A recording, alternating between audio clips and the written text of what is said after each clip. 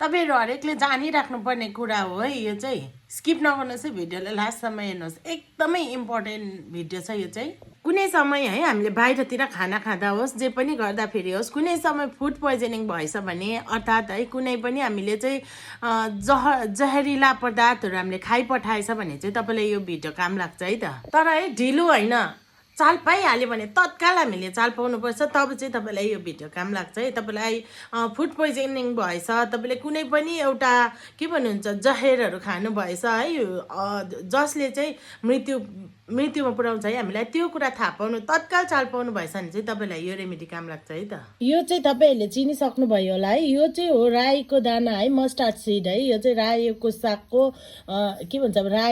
रायो भन्छ नि मस्टार्ड रायोको चाहिँ दाना हो यो चाहिँ कालोवाला यो कालोवाला दाना हो है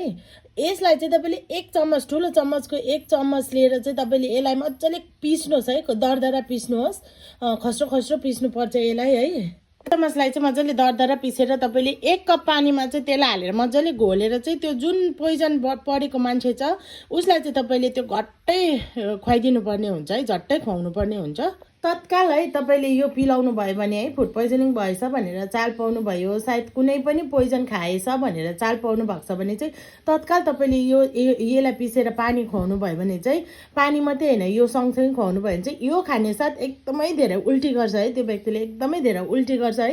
त्यो उल्टी गरेपछि चाहिँ त्यो मान्छेको सबै विष चाहिँ है त्यो पोइजन चाहिँ उल्टीबाट निस्किन्छ अनि त्यो मान्छे चाहिँ तत्कालै एकदमै ठिक हुन्छ है तर एकदमै छिटो गर्नुपर्ने हुन्छ है ढिलो भयो भने चाहिँ तपाईँले डक्टरकोमा नै लानुपर्ने अनिवार्य हुन्छ है त